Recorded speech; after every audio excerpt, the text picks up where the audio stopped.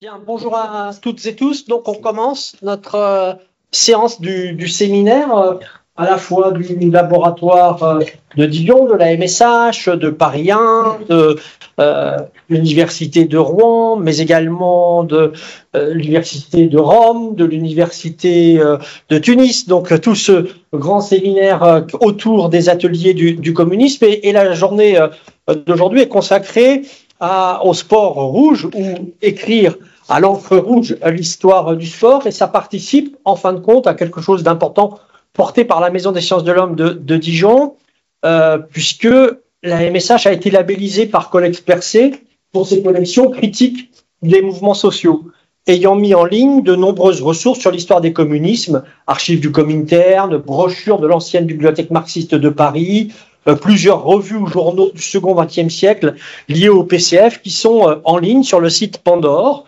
de la MSH Dijon, indexés, référencés à la pièce, et la collection est composée de documents d'une grande diversité, archives, ouvrages, périodiques, je ne reviens pas là-dessus, qui ont été numérisés, indexés, mis en ligne. Et aujourd'hui, en fin de compte, dans cette dynamique, appuyée par la Fondation Gabriel Péri, entre autres, eh bien, on va s'intéresser au sport, on va s'intéresser aux enjeux du sport. Alors pourquoi? Tout simplement parce qu'on a eu la chance, grâce à Serge Oligoff, de récupérer une collection de miroirs du cyclisme il y a quelques mois maintenant, une collection également de miroirs du football. Donc vous voyez deux titres importants sur le sujet, et ça nous renvoie en fin de compte aux usages que l'on peut faire de ces différentes ressources. Donc, on va présenter ici les premiers résultats, donc des nouveaux titres liés au sport. Il n'y a pas de souci. Et ce qui nous renvoie aussi à l'historiographie du sport, qui participe au renouvellement des approches des communismes, les deux ne se nourrissant l'un de l'autre, et du communisme français en particulier. Alors, on peut citer plusieurs thèses ou ouvrages issus de ces thèses sur le sport dans l'humanité, sur la FSGT, mais aussi tous les travaux sur le sport ouvrier qui sont menés un peu partout. Que devient alors la critique communiste du sport, puisque c'était quelque chose d'important qui existait, notamment mise en évidence dans l'humanité dans l'entre-deux-guerres, et comment au cours du second XXe siècle, cette critique peut être encore présente ou pas. C'est ce qu'on va essayer de présenter, entre autres dans un titre réservé au cyclisme, réservé au football, deux titres importants, alors que le PCF est le premier parti de France. Donc il est clair que l'ancrage social, l'ancrage politique permet aussi peut-être, dans un monde populaire, d'avoir un autre discours que celui de la critique virulente que l'on pouvait avoir dans l'entre-deux-guerres. Donc comment on s'adapte, en fin de compte, au vélo, entre autres, qui est un objet de masse, qui est un objet lié au monde populaire. N'oublions pas que la plupart des ouvriers se déplacent à bicyclette, et c'est pas simplement au cours des années 30 et dans les grèves du Front populaire où on a ces images importantes, mais c'est encore le cas dans les années 50 et les années 60. Donc le Tour de France, sa caravane, sont un des hauts lieux des loisirs populaires, et donc ça nous invitera à revisiter le cyclisme travailliste, le triathlon des Mureaux, on en reparlera peut-être, le cyclisme à l'Est, le cyclisme également dans les enjeux coloniaux ou au-delà des enjeux coloniaux, de le penser ailleurs, dans les pays de l'Est, c'est-à-dire les démocraties populaires qui sont valorisées. Donc, on voit différents ancrages, mais moi, je me tais, parce que là-dessus, maintenant, je laisse la parole à nos collègues. Alors, ils sont trois intervenants aujourd'hui. Agnès Viola qui reviendra sur la présentation de Collecte Percée, c'est-à-dire en fin de compte ce qui a été mis en ligne ou ce qui va être mis en ligne spécifiquement concernant les collections et le travail à la fois de documentaliste, à la fois d'indexation et de présentation des ressources.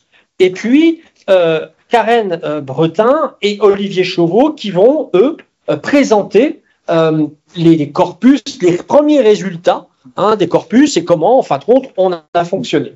Donc voilà rapidement pour la présentation de la journée. Peut-être un mot d'introduction d'Olivier, en complément de ce que je viens de vous faire, et puis ensuite on lance véritablement les premiers résultats. Bonjour à toutes et à tous. Donc effectivement pour compléter, enfin quand je dis compléter, Jean a dit beaucoup de choses et puis il a planté le décor. Peut-être aller de l'autre côté du miroir sans mauvais jeu de mots pour effectivement comme il le disait expliquer, mais alors très très rapidement comment le collectif qui a travaillé sur ces deux corpus s'est constitué, aller très vite sur les questions de financement, même si c'est quand même le nerf de la guerre, et puis vous dire comment les équipes ou l'équipe qu'on a constituée pour Miroir du football et Miroir du cyclisme s'est mise en œuvre. En fait, quand Jean nous a proposé, Karen, Agnès et moi, de venir exposer nos travaux, je me disais que les deux démarches collectives ou les deux projets collectifs renvoyaient à trois éléments qui me paraissent fondamentaux dans le métier d'historien. Alors il y en a un qui est connu, c'est le goût de l'archive. Je vais pas développer davantage. Et effectivement, on a eu l'opportunité extraordinaire par Serge Volikov pour Miroir du cyclisme et puis François Thébault pour François Prigent, beau lapsus, pour Miroir du football de récupérer l'intégralité des deux collections, et ces collections ont été numérisées via la MSH de Dijon, donc Agnès en parlera. Donc ça, voilà, les historiens travaillent sur des archives et peuvent pas en faire l'économie. Et ce qui est assez étonnant, ou en tout cas curieux, c'est que les deux projets relèvent d'une part complètement du hasard et de l'autre des rencontres qu'on peut faire au gré de nos trajectoires professionnelles et scientifiques réciproques. Et goût de l'archive, hasard complet dans la découverte des corpus, et puis rencontre avec trois collègues que je vais citer pas dans l'ordre d'apparition, mais Karen d'abord, qui en 2021 me sollicite pour travailler avec elle autour du premier appel à projet Collex Percé, Serge Volikov et puis bien évidemment Jean. Je pense que si alors je sais pas si c'est la bande des quatre parce que l'expression est un peu funeste, mais je pense que si tous les quatre on n'avait pas à des degrés divers travaillé de manière collective avec je veux dire, une totale décontraction, une totale bienveillance et puis un sens du collectif assez prononcé, je pense que les deux projets et le traitement du corpus n'auraient jamais vu le jour. Et ça, moi je suis proche de la retraite comme certains d'entre vous, mais c'est quelque chose d'assez rare. C'est quelque chose d'assez rare, c'est-à-dire que les historiens ont malheureusement souvent l'habitude de travailler seuls. Là, pour le coup, en 2021, on a créé une dynamique collective qui a permis à ces deux projets de fonctionner avec, parce qu'il faut remercier les financeurs, la Fédération des MSH de Bourgogne-Franche-Comté. Alors, je sais plus si on dit Bourgogne-Franche-Comté puisque ça change.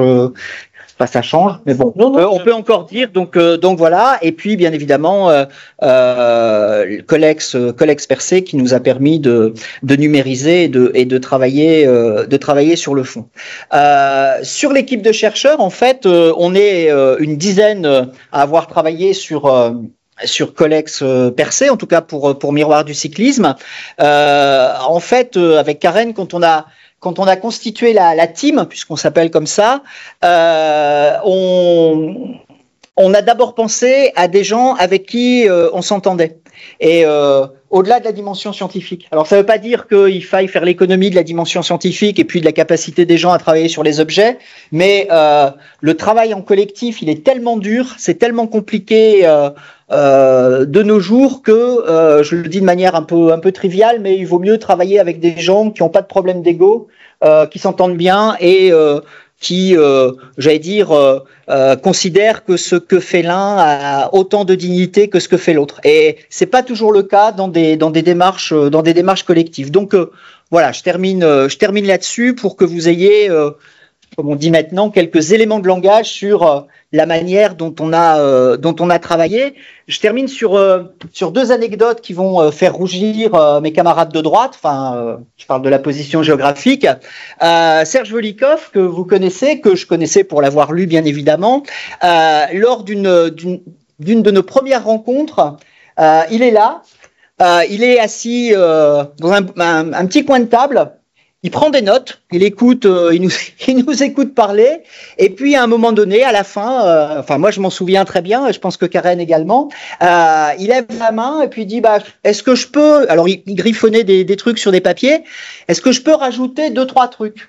Évidemment, nous on dit oui, et en 20 minutes, il avait dessiné les contours du projet, et en nous donnant effectivement des axes de réflexion qui ont été extrêmement précieux pour nous.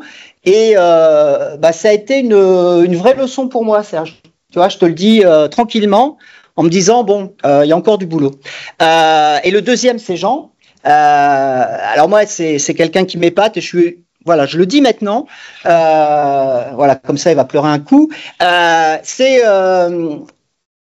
Comment je vais dire, moi, j'ai jamais eu l'occasion de travailler avec quelqu'un d'aussi bienveillant dans la relation scientifique. Et moi, je me souviens, là aussi, anecdote, première rencontre qui a été, Agnès s'en souvient, un peu raide, un peu tendue, et il nous a laissé complètement les clés du camion. Et quand on était en difficulté, parce qu'on a eu, pas vous raconter les avatars du projet, mais quand on a eu des petits coups de moins bien, comme on dit, eh ben Jean Vigreux, un mail, un coup de téléphone, une petite rencontre, et il nous disait, ben voilà, ça, regardez ça, faites attention à ça, soyez vigilants là-dessus. Si j'étais à votre place, je regarderais plutôt comme ça. Alors quand je dis si j'étais à votre place, il était avec nous dans le collectif. Mais ça aussi, Serge et Jean sont des gens qui nous permettent d'avancer. Et je trouve que c'est important de le dire, parce que sinon, on le dit jamais. Voilà, j'en ai terminé pour l'intro. Après ces mots, et merci pour tout, mais bon, c'était pas le but. Non, mais je le dis. Voilà. On va écouter Agnès, je crois, dans un premier temps. Agnès, tu vas présenter un peu la logique de numérisation des traitements de techniques sur les images, enfin l'ensemble, et peut-être que ça apparaît, vous le voyez tout de suite sur le diaporama qui est diffusé, et ça nous permet aussi de comprendre que ce séminaire, bien sûr, apporte des éléments sur l'histoire sociale et politique et culturelle des communismes, dans ces ateliers du communisme de la Fondation Gabriel Péry et de l'ensemble de nos universités partenaires, mais aussi s'attache à présenter des sources et des ressources, puisque l'idée, c'est la démocratisation et l'accès aux sources pour toutes et tous, puisqu'on a la possibilité, grâce à la Maison des sciences de l'homme et son site et son portail Pandore, de mettre en ligne la plupart de ces archives. Et là, voilà, vous allez avoir en primeur ces nouveaux fonds. Agnès, à toi. Okay, merci. Et merci pour le travail de mené ici par toute l'équipe de la MSA, que tu encadres avec Céline et Eddy. Très bien, merci beaucoup. Donc, je vais vous présenter la ressource Miroir du cyclisme, donc, sur laquelle on a travaillé, comme l'a dit Olivier, dans le cadre d'un financement de Colex Percé. Et donc, l'idée, c'est de vous expliquer ce que l'équipe d'ingénieurs de la MSH, donc là, je suis seule, je les représente tous, en fait, a fait en termes de traitement technique pour rendre cette revue papier disponible pour tous sur Internet, en accès tout à fait complètement libre et gratuit. Donc là, on est donc sur le portail Pandore de la MSH, où sont tous les fonds d'archives et de revues sur lesquels on a travaillé. Donc, je retourne en fait sur la page d'accueil du portail pour vous montrer en fait le chemin pour accéder à la ressource. Pandore.u-bourgogne.fr. Donc, comme je vous expliquais, les différentes thématiques sur lesquelles on travaille à la MSH, donc politique, critique sociale et mouvements sociaux. Et puis la liste des fonds. Et on trouve ici Miroir du cyclisme. Donc, c'est un peu long, mais... Donc, pour consulter Miroir du cyclisme, il y a différentes voies d'accès. Il y en a 3 principales. Un accès par la chronologie en fait des numéros. Donc là, on a par exemple les différentes années avec les différents numéros. Un accès par les index. Donc les index, en fait, ça va refléter tout le travail documentaire qui a été fait par les documentaristes de la MSH. On a par exemple repéré les différents cols, donc toutes les montées de courses cyclistes, directeur d'équipe sportive par exemple, ou différentes épreuves sportives. Et on peut également faire des recherches ou dans les notices ou dans le texte intégral des documents. Donc pour démarrer, j'ai choisi donc un numéro d'avril 1980. On défile dans la chronologie et on arrive ici aux différents numéros. Donc le numéro de mars-avril. Donc on a ici la vignette du dit numéro et puis ensuite les différents articles du sommaire avec toutes les personnes citées dans ce numéro précis. Pour consulter le numéro en tant que tel, on clique sur la vignette et on arrive à ce qu'on appelle donc la visionneuse de Pandore et on va pouvoir en fait naviguer dans les différentes pages. Voilà, donc on voit qu'on a un très bon niveau de zoom, par exemple. Donc là, ça apporte vraiment quelque chose par rapport à un document papier. Et on peut ensuite faire des recherches également précises dans ce numéro. Donc par exemple, si j'interroge Bossis pour le nom du coureur cycliste, je fais comme ceci, on a une petite loupe.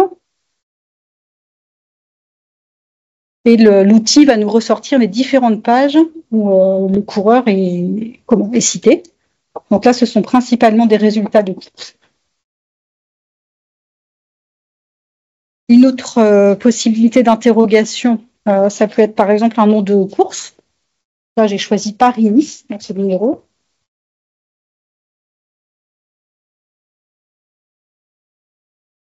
Là, on retrouve en fait, pareil, des différentes occurrences. Et en cliquant sur les résultats, on retrouve souligné en jaune les occurrences du terme recherché. Donc ça, c'était pour le premier mode de consultation de la revue. Donc je vous ai également parlé des index. Donc là, j'ai choisi par exemple Copenberg dans l'école. On peut aller voir comme ceci.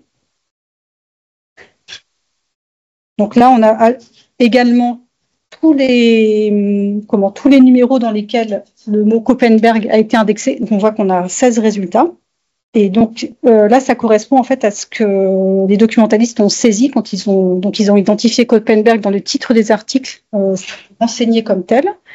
Mais à ce type de recherche, on peut doubler la recherche par la loupe. Je refais la même recherche. Donc ça, c'est quelque chose que vous pouvez reproduire sur Pandore. Et on va arriver à 38 résultats. Donc là, ça correspond à toutes les occurrences de Copenberg dans le texte intégral. Avec toujours la possibilité de revenir au numéro complet et à la page à laquelle apparaît le terme recherché. Je vous montre une dernière recherche croisée. Par exemple, si on cherche Bretagne et Inno, au hasard. Ah zut.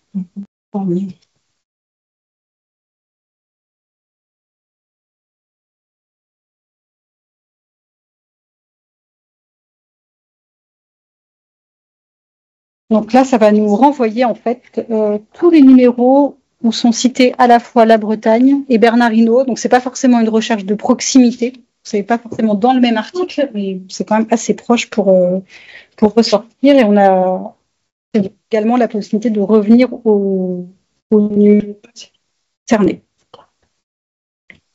Vous avez également, je ne l'ai pas montré, je vais vous montrer la possibilité donc de voir les documents dans la visionneuse, mais également de les télécharger. Vous avez pour chaque numéro la possibilité de le télécharger en PDF. Donc c'est un PDF avec reconnaissance optique de caractère qui permet d'interroger en fait les termes du texte. Donc voilà pour la démonstration. Donc voilà la vignette sur laquelle on s'était arrêté avec l'adresse vers Pandore et maintenant un bref aperçu des traitements techniques qui ont été effectués en fait pour parvenir à ce résultat. Donc d'abord, on a fait tout un travail de numérisation donc pour un total de 25 000 pages, 1,75 Tera de données. Pour cela, on a utilisé un matériel professionnel, donc un copybook, qui est dédié à la numérisation d'ouvrages et qui permet de numériser jusqu'à du A2, donc des très grands formats d'ouvrages, avec une très bonne résolution en 600 dpi. En fait, on respecte à la MSH les préconisations de grandes institutions comme la BNF, par exemple. On a différents formats de fichiers en sortie, donc du JPEG, du TIFF et du PDF. À cette étape de numérisation, on fait déjà quelques traitements manuels, donc du détourage, du recadrage, des redressements, de la correction géométrique et également quelques traitements sur les fichiers images. On va par exemple produire des fichiers PDF. On a une reprise d'erreurs et la création du fichier XML-METS, on en parlera tout à l'heure, je vous expliquerai à quoi ça sert. Il y a également donc toute la partie de reconnaissance optique de caractères. Donc c'est ça qui va permettre ensuite de faire de la recherche en texte intégral. C'est-à-dire qu'on va transformer ces fichiers images en fichiers texte. Et pour cela, on utilise un logiciel qu'on appelle Abifine Server.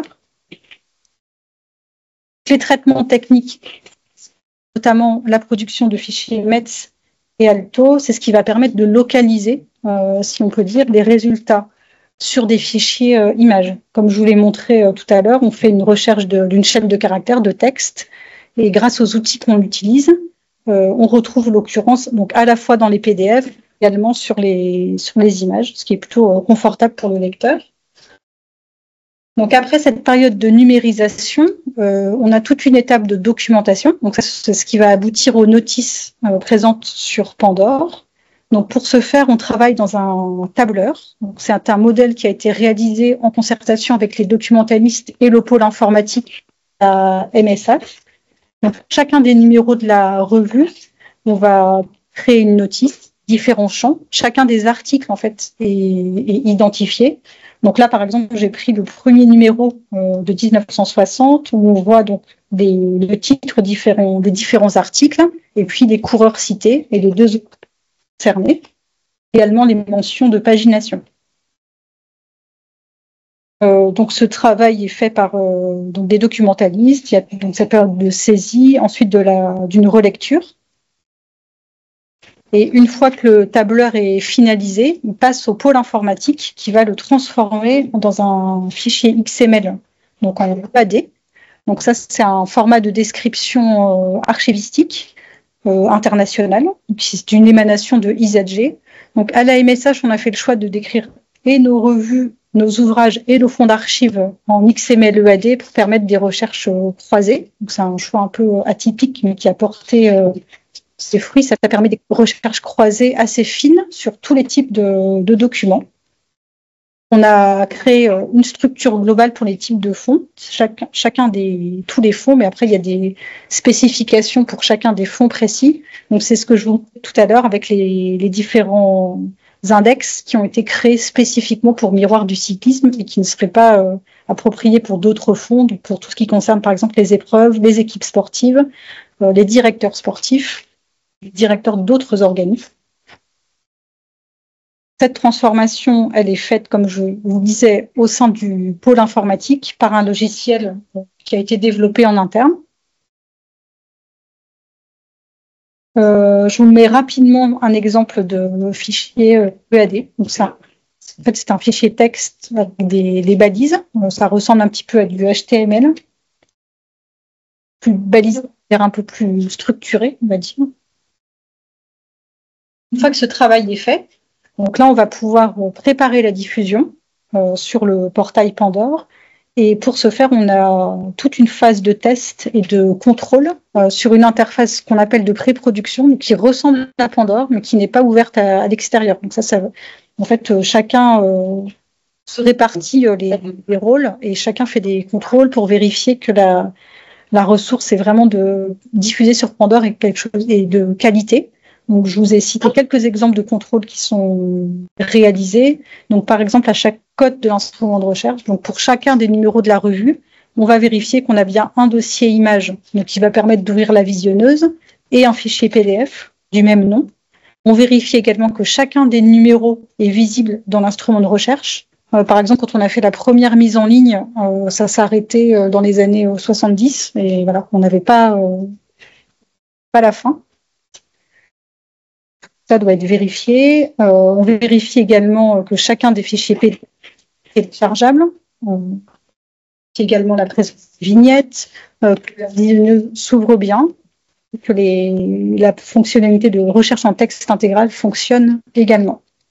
Et une fois tous ces contrôles réalisés, on peut passer à l'étape suivante de diffusion sur Pandore que je vous ai montré en introduction. Voilà, tout ça correspond à un travail de 18 mois à peu près, et ça a mobilisé 4 personnes. Mais voilà, je vous remercie pour votre attention. Merci Agnès pour la présentation du corpus et comment en fait le travail d'indexation, de numérisation et surtout d'interrogation de la base peut fonctionner. Maintenant, après avoir fait ça en deuxième introduction, on va dire, méthodologique et tout, on va revenir sur les résultats et entre autres, Karen Bretin va revenir sur certains aspects et puis Olivier Chauve aussi, je crois qu'ils ont vu quelque chose à 2 voix. En tandem. En tandem, voilà. Oui, c'est mieux, effectivement, bien vu. Et bien, on les écoute. Merci Jean. Alors, avant de commencer, je remercie Olivier. Je te remercie Olivier pour le travail qu'on mène encore actuellement sur ce sujet. C'est l'occasion de le dire puisqu'on le dit jamais, tu l'as dit. Et puis je te remercie aussi d'avoir su si bien remercier Jean et Serge et dire tout ce que nous leur devons tous les deux aussi bien. Voilà. Et bien sûr, je souscris à tout ce que tu as dit. Pour ce qui est de donner un aperçu de nos travaux, alors comme on le voit sur la diapo, le traitement de ces corpus a été envisagé sur un mode thématique avec le souci donc de se limiter à, et c'était déjà énorme, l'ensemble de ces documents qui nous avaient été transmis, donnés, remis et traités par les équipes de la MSH, ce qui nous permettait d'avoir véritablement un corpus en partage et de travailler collectivement exactement la même documentation. Du côté de Miroir du cyclisme, les entrées choisies ont été d'abord celles des environnements du cyclisme. Alors avec ce terme-là, on désigne plutôt les dirigeants, les organisateurs, ce qui est dit des spectateurs, ce qui est dit des médias également. La deuxième entrée sont bien sûr les acteurs et les compétitions. Ensuite, les mémoires et les imaginaires, et on y reviendra assez brièvement par la suite. Et puis enfin, un thème qui nous tient à cœur, qui est celui des écritures à proprement parler dans le texte, et c'est la raison de la présence de littéraires dans notre équipe, les écritures du cyclisme dans le miroir. Côté football, 3 entrées. La première renvoie directement à l'introduction proposée par Jean tout à l'heure, qui est celle de la politisation des contenus, que devient, même si c'est aussi une question qui traverse bien sûr les analyses sur Miroir du cyclisme, mais que devient la critique communiste du sport, bien connue pour les années 20 et 30 et un peu moins explorée pour l'après 1945. Donc, quelle est la politisation de ces contenus? Existe-t-elle et sous quelle forme surtout? Comment se manifeste-t-elle dans les colonnes de Miroir du foot? Deuxième thème, bien sûr, ce football international qui est omniprésent dans Miroir du football et qui méritait bien sûr. Et puis troisième temps, c'est celui qui sera développé tout à l'heure, peut-être un peu plus longuement que je ne le ferai moi à propos des imaginaires par Olivier, qui concerne donc la masse impressionnante de commentaires des rédacteurs de Miroir du football qui concernent les styles de jeu et les options très franches émises, enfin les choix émis et justifiés de styles de jeu bien particuliers. Olivier nous expliquera cela tout à l'heure. Alors, auparavant, peut-être présenter un petit peu mieux nos magazines en essayant de cerner quelques-uns de leurs caractères spécifiques par rapport au reste de la production médiatique, mais qui les réunissent aussi. Donc, c'est pour ça qu'on a choisi comme titre des magazines à la fois singuliers mais semblables entre eux. 3 points pour ça. Tout d'abord, Miroir du cyclisme et Miroir du foot. Et ça, c'est très évident dès l'instant qu'on feuillette, s'attache et revendique cet attachement à la couverture de tout le sport. Tous les cyclismes et tous les footballs sont représentés sur tous les continents. Cette attention marquée se dirige vers toutes les formes de pratique, vers celles des jeunes, voire des enfants, comme le suggère la photo choisie, les pratiques des seniors, celles des femmes, celles des amateurs. On parle évidemment du cyclotourisme et pas seulement du cyclisme sur route, également du cyclisme sur piste, bien sûr, et d'autres formes de pratiques que le football auquel nous pensons tous, comme par exemple le foot en salle. Ce regard est original, de même que la volonté d'embrasser les pratiques des 5 continents. Dans Miroir du football, le football africain et celui d'Amérique du Sud sont évoqués très très longuement et très régulièrement. Dans Miroir du cyclisme, c'est plutôt le cyclisme à l'Est, avec de longs reportages consacrés à la course de la paix notamment, qui sont représentés. Deuxième caractère assez fort, c'est le choix et encore une fois la revendication par les journalistes de ces magazines d'un regard d'expert. Qui est d'ailleurs utilisé pour dénoncer, critiquer, on y vient à la critique, le verbiage, le bavardage, les contenus entre guillemets pittoresques, nous dit Miroir du football, le sensationnalisme donc de la presse sportive dominante. Ce regard d'expert étant aussi un moyen d'instituer, c'est un autre trait qu'on aurait pu mettre en avant, une connivence forte avec le lectorat et qui se veut ici une connivence de pratiquants. C'est le sens de la photographie aussi qui représente non pas une équipe de football ou aussi une équipe de football, mais finalement l'ensemble ou presque les maillons essentiels de l'équipe de Miroir du football. Donc ça, c'est le deuxième point qui nous a interpellés. Et le troisième, et peut-être le plus important, parce que ça répond déjà un petit peu en quelques mots à une des questions posées en introduction, c'est le repérage possible et facile finalement, même si c'est sous une forme renouvelée, de la pensée communiste traditionnelle sur le sport, celle qui avait été mise en évidence à travers tous les travaux réunis par Michael Attali et Evelyne Combeau-Marie en 2013.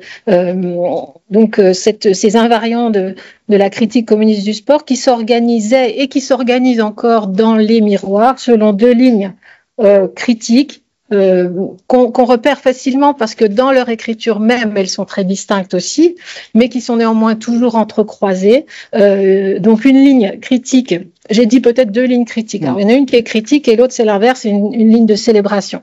La première ligne donc critique fustige les excès des sports, les violences, le chauvinisme, la marchandisation bien sûr, le conservatisme et la cupidité des dirigeants et des organisateurs du sport.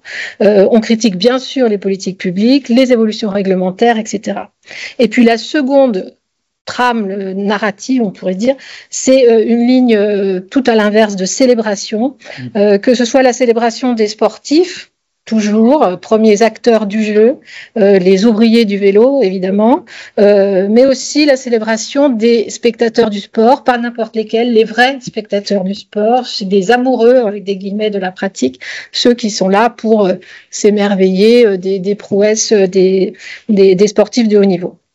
Et bien sûr, certaines formes de pratiques porteuses de vertus spécifiques et même certains styles de jeu. Donc on voit bien que cette critique communiste du sport est toujours présente, mais évidemment plus étroitement mêlée aux commentaires spécialisés. Et c'est particulièrement vrai avec Miroir du foot.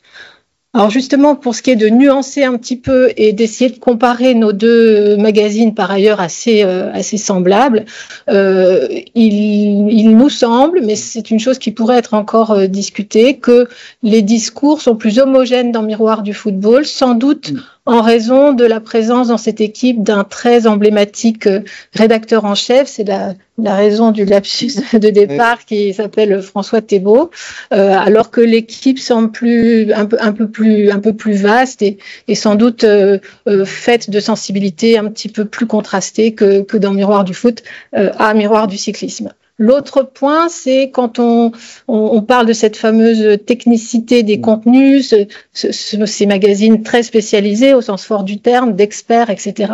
C'est encore plus vrai pour Miroir du football que ça ne l'est pour Miroir du cyclisme, dans le sens où les images essaient d'illustrer cela, dans le sens où dans Miroir du cyclisme, on a en plus d'articles très très pointus, on pourrait dire, comme celui ici qui est relatif à la passe longue et qui détaille avec force pourcentage de ballons perdus lors d'une rencontre, etc.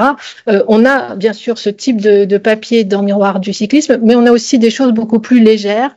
Pour la Belgique et Pipi Pourra, en fait, il s'agit de saluer les baraques à frites d'un Tour de France qui démarre, je ne sais plus en quelle année, de Belgique.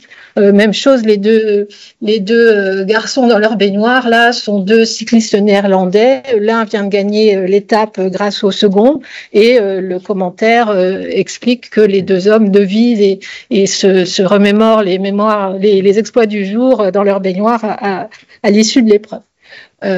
Troisième point, au titre des spécificités, enfin des différences entre nos deux titres, elle renvoie à la manière dont les pratiques décrites sont inscrites dans le temps présent, mais aussi en référence soit au passé, soit à l'avenir. Je m'exprime peut-être un peu mal pour dire que manifestement, à Miroir du cyclisme, on aime l'histoire, on retrace l'épopée des grandes épreuves, on évoque les anciens grands champions.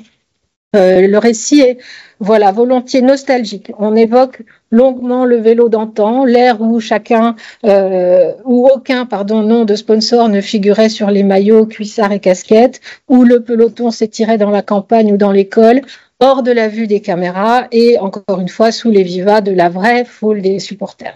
Dans Miroir du foot, à l'inverse, si l'on critique de même les changements à l'œuvre, et là le point est il y a beaucoup de convergence, en revanche on ne cesse d'évoquer l'avenir, qui apparaît moins dans Miroir du cyclisme, un avenir donc côté Miroir du foot qui doit permettre une sorte d'éveil, l'avènement d'un autre football plus vertueux. Et donc il y a en ce sens, semble-t-il, ça reste à vérifier et peut-être pourrait-on compter avec l'aide des linguistes, etc., l'occurrence de certains mots, mais il y a à l'évidence un souffle, un optimisme dans Miroir du foot, cette idée que le vrai football adviendra, quoi qu'il arrive. Ça semble inéluctable. Ça, on le sent pas du tout dans Miroir du cyclisme. Donc j'en viens au point un petit peu plus détaillé sur les mémoires et imaginaires dans Miroir du cyclisme, et ça fait le lien un petit peu avec ce que je viens de dire. Donc à Miroir du cyclisme, on aime l'histoire, on publie des rétrospectives, des fabuleuses histoires du Paris-Roubaix, etc., etc. Donc le passé est présent dans Miroir du cyclisme, et il est présent sous deux formes principalement. La première, donc, c'est l'évocation des figures de grands champions de l'histoire du cyclisme qui vont composer en quelque sorte au fil des numéros un panthéon de Miroir du cyclisme. Et la première de ces figures, celle qui domine sans doute, c'est celle de Fausto Coppi, qui décède quelques semaines seulement après la parution du premier numéro. Donc c'est sans doute pour ça que ce cycliste occupe une place à part dans le titre, et aussi sans doute évidemment pour ce que représente ce fils de paysan de la province d'Alexandrie, auteur de doublés historiques, Tour de France, Tour d'Italie en 49 et 52, un immense champion donc, mais aussi un champion qui défraie la chronique en entretenant une relation adultère pour laquelle il sera condamné à la prison et qui va donc diviser l'Italie du nord et du sud. Les forces politiques du Nord et celles du Sud tentant alors vainement de récupérer ces champions qui jamais n'auront à proprement parler une démarche militante, mais qui vont devenir des emblèmes pour ces deux Italies si différentes à la fin des années 50.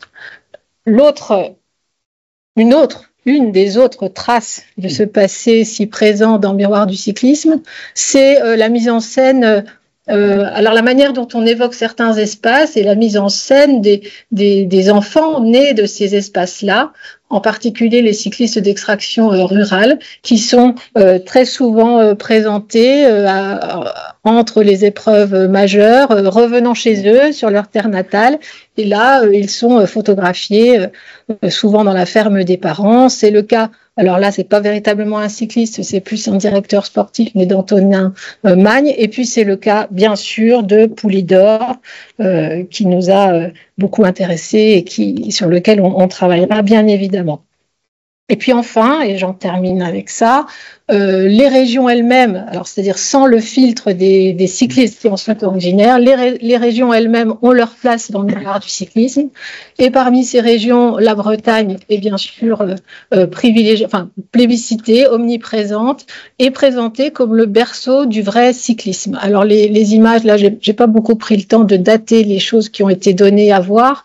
L'article qui s'intitule La Bretagne, terre de cyclisme, date de juin 75 et fait partie d'une série où l'on évoque les pépinières à champions, en quelque sorte. Et dans le cas de la Bretagne, on fait apparaître ce territoire comme celui qui a produit ces grands champions d'antan, et où finalement les choses ont beaucoup changé, ceci en raison des évolutions du cyclisme lui-même et du monde social. Donc je ne lis pas les extraits qui ont été choisis, mais bon, il y a des choses assez édifiantes. Le Breton n'était pas un coureur comme les autres, un gars sérieux, tenace, courageux, etc. Avec donc tout ce portrait des hommes de Bretagne à travers l'évocation des qualités supposées spécifiques des champions issus de cette région. Voilà.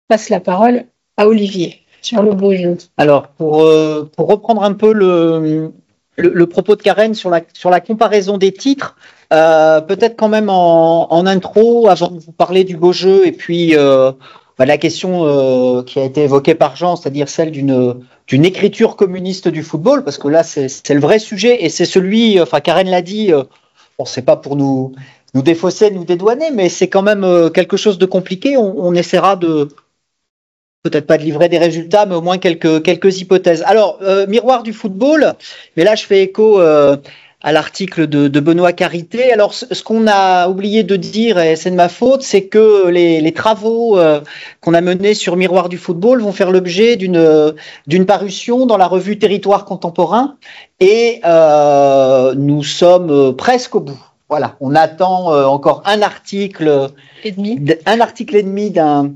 historien éminent du football du côté de la Franche-Comté, mais je pense qu'il va bientôt nous rendre son texte. Bon, plaisanterie mise à part, est-ce que miroir du football a une place à part dans la presse sportive? Alors, vous avez bien compris que l'idée, c'est de prendre, sans mauvais jeu de mots là aussi, le contre-pied de l'équipe, hein, parce qu'on est dans une période particulière où effectivement le quotidien l'équipe domine le champ de la presse sportive, et ce qui permet effectivement à miroir du football d'être une contre-proposition, une alternative effectivement à l'équipe, c'est ce que Karen a dit, c'est-à-dire un collectif, une équipe, là aussi, de rédacteurs, de journalistes, de pigistes.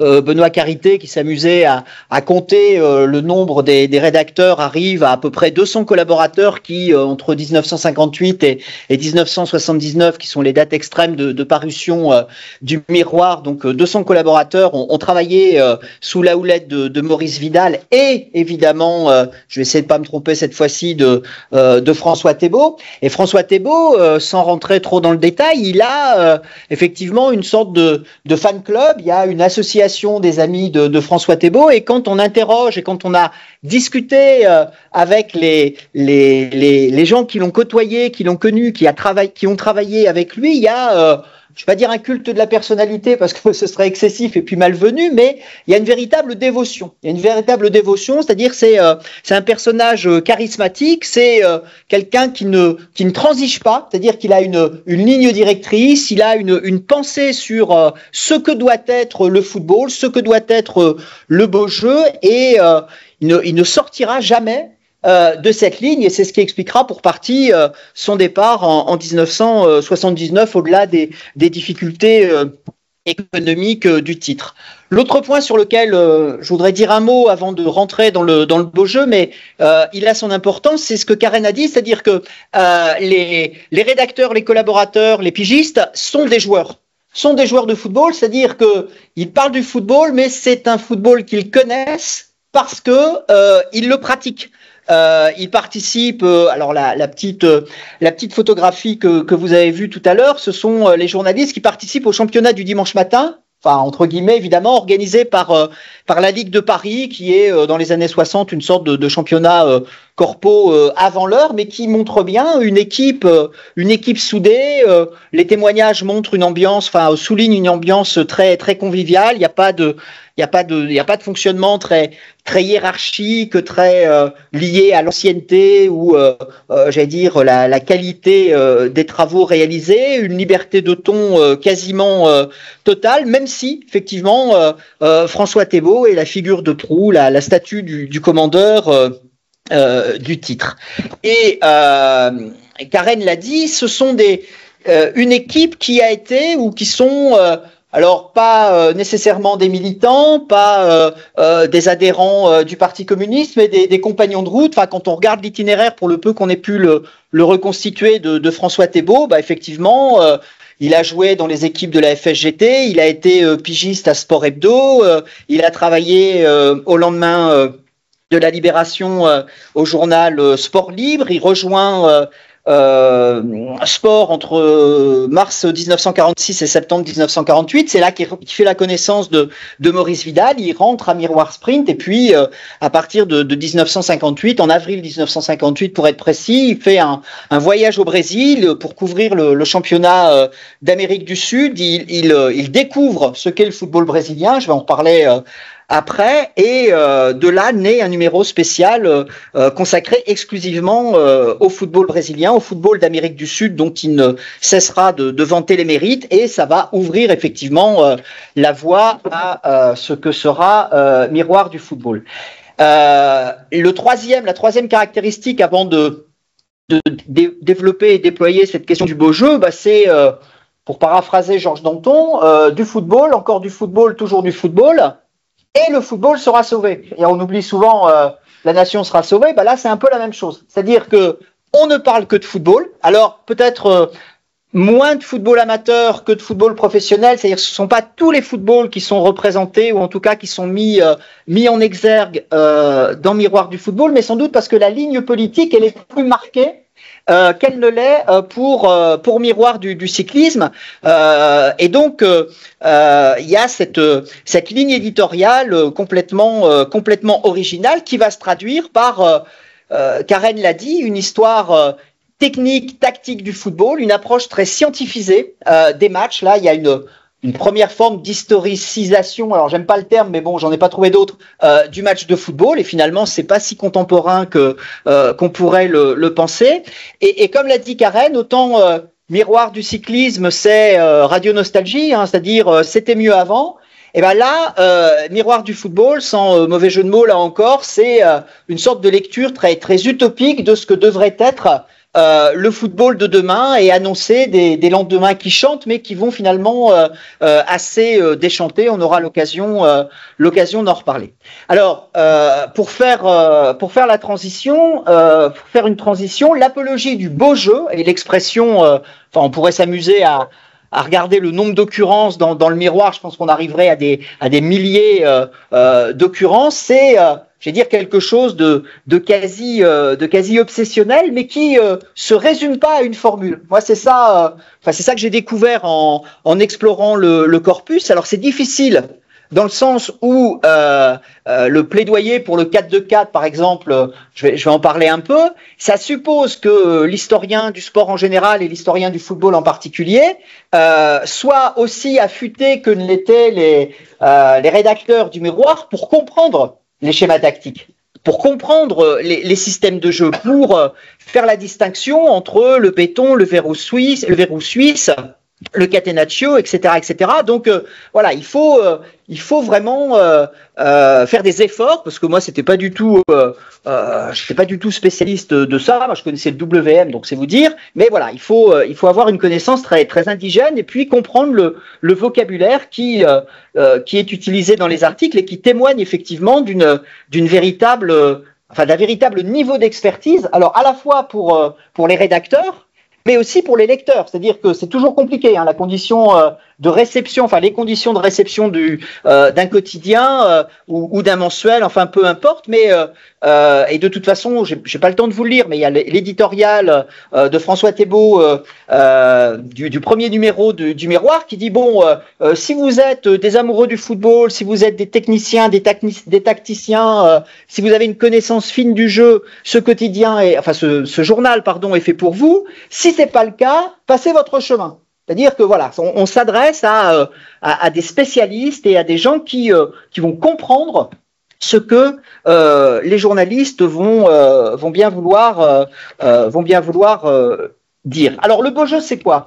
Le beau jeu, pour aller vite, c'est un football résolument offensif. Effectivement, le style de jeu qui s'y prêterait le mieux, c'est le 4-2-4. Alors bon, j'ai pas le temps de rentrer dans le détail, mais vous lirez, si vous en avez le temps, l'article quand il sera publié. Donc football relativement offensif, football basé sur le plaisir de jouer ensemble. Et ça, c'est une dimension qui est essentielle. Alors à un moment où, sans faire de l'histoire du foot des années 60-70, mais les équipes sont bien évidemment professionnelles, les enjeux financiers sont importants et la marchandisation ou le mercantilisme sportif, alors valable pour le cyclisme, mais également pour le football, eh bien, constitue une sorte de plaie pour le sport français et le football européen et international. Et le troisième point, et ça c'est, enfin j'y reviendrai peut-être un peu en conclusion, c'est un football qui n'est pas fondé sur le calcul, mais qui est fondé sur une certaine esthétique. Une esthétique du jeu, un plaisir de jouer ensemble, et seul le football offensif, eh bien, effectivement, permettrait d'atteindre cet objectif-là, et c'est sans doute ce qui constitue un parti pris révolutionnaire. Alors, puisque on va parler effectivement de l'écriture communiste, mais il y a cette idée-là d'un parti pris qui tourne le dos effectivement à l'empire du milieu, au béton, à ce football défensif, soi-disant plus efficace. Et pour traduire cette ligne directrice, cette ligne éditoriale qui est celle du Miroir, eh bien, les numéros successifs prennent tout un ensemble d'exemples. Alors, je vais pas tous les citer parce que ce serait beaucoup trop long.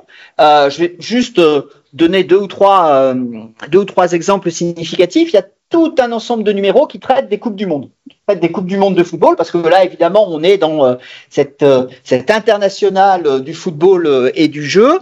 Et les parcours de l'équipe de France, alors, sont quelquefois, j'allais dire célébrés, évidemment, l'épopée suédoise de 1958. Après, ça part en cacahuète, donc les jugements sont un petit peu plus sévères. Mais par exemple, en 1958, donc quand le football français sort de sa longue nuit et qu'il atteint le stade des demi-finales et cette défaite contre le Brésil 5-2, eh bien, les rédacteurs du Miroir encensent l'équipe de France, même si elle a perdu. C'est-à-dire que là aussi, l'obligation de résultat n'a aucune espèce d'importance.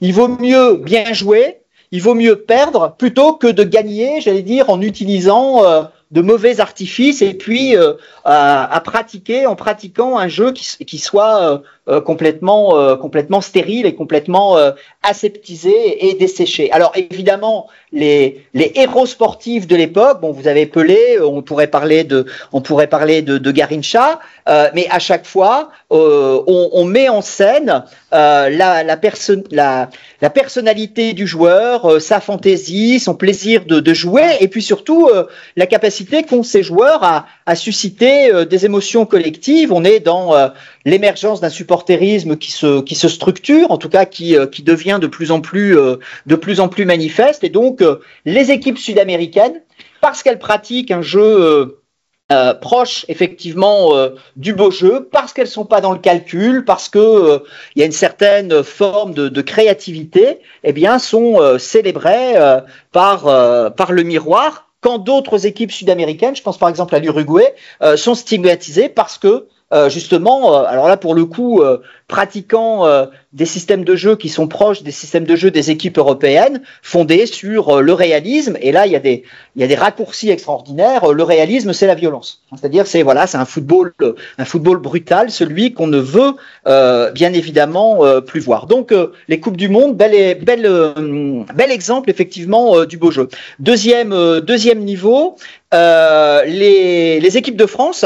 Alors sans évoquer les travaux de François Darrocha là-dessus, mais les équipes de France, là aussi, sans qu'il y ait une dimension cocardière, parce que ça, c'est évidemment fustigé par les rédacteurs du Miroir, à l'exception de l'épopée suédoise de 1958 et puis du court passage de Juste Fontaine qui a été sélectionneur à un moment donné et puis qui sera mis dehors par Georges Boulogne. Les entraîneurs, j'allais dire dans la période 58 jusqu'à Hidalgo, puisque avant Hidalgo c'est Kovacs, mais la quasi-totalité des entraîneurs et des sélectionneurs de l'équipe de France pratiquent ce béton dont, j'allais dire, le Miroir ne veut pas. Il y a un titre d'un article de François Thébault, le béton voilà l'ennemi, et effectivement, les articles sont extrêmement sévères pour ces sélectionneurs qui sont dans le calcul, qui empêchent la créativité du jeu, qui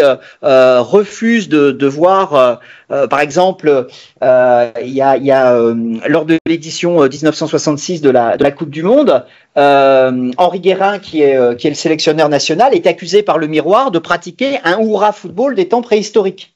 Et il le fait alors que dans son équipe, toute l'ossature de la défense, c'est l'équipe de Nantes. Et l'équipe de Nantes, justement, commence à pratiquer un jeu qui est beaucoup plus fluide, qui est beaucoup plus en mouvement. Elle pratique la défense en ligne, alors sans rentrer dans les schémas tactiques, mais la défense en ligne, elle permet de mettre hors jeu plus facilement les adversaires.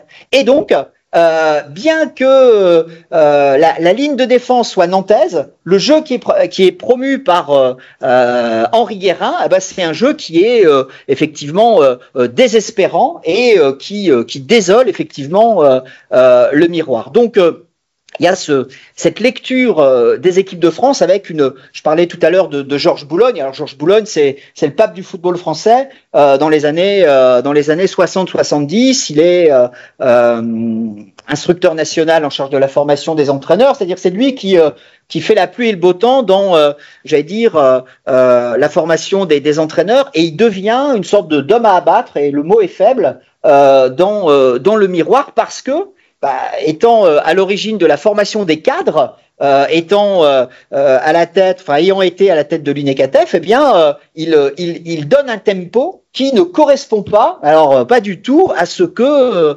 les rédacteurs du Miroir voudraient voir. Et il y a des articles de François Thébault qui sont écrits au vitriol vis-à-vis de l'équipe de France en général et de ce pauvre Georges Boulogne en particulier.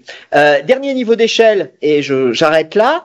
En tout cas là-dessus, ce sont les joueurs. Alors j'ai parlé de Pelé, j'ai parlé de Garrincha, on pourrait citer comme ça quelques héros sportifs internationaux, mais il y a aussi des joueurs qui sont beaucoup plus modestes, peu connus, et qui incarnent, j'allais dire, cette philosophie du beau jeu. Je pense à Roger Claessens, alors qui est il y a le titre, le James Dean du football belge. Bon, après, chacun il voit ce qu'il veut voir, mais voilà. Donc 17 sélections chez les Diables Rouges, et là aussi figure, j'allais dire, de l'attaquant rêvé, extrêmement efficace, et tous les joueurs qui sont mis en exergue comme étant des adeptes du beau jeu et des dépositaires de ce beau jeu ont, et ça renvoie aussi à une lecture sociale des joueurs, des caractéristiques communes.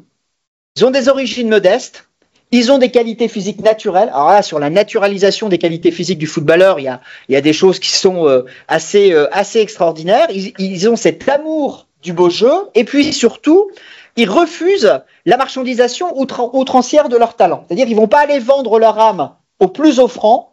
Alors, ce qui m'a fait un peu tiquer, c'est que dans ce paysage-là, ou dans cette typologie présentée par le Miroir, il y a Raymond Kopa.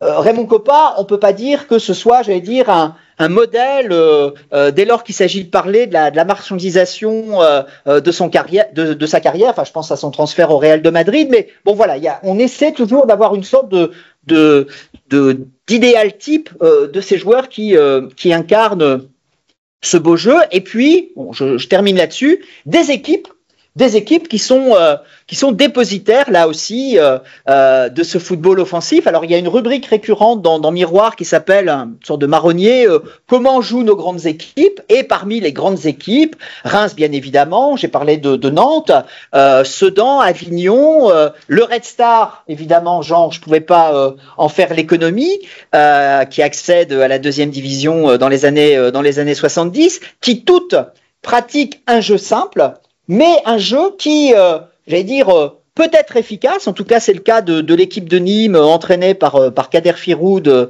et qui n'est pas intéressée par la conquête du ballon au milieu de terrain, qui donne de l'importance au changement de rythme, dont les joueurs sont polyvalents, etc., etc.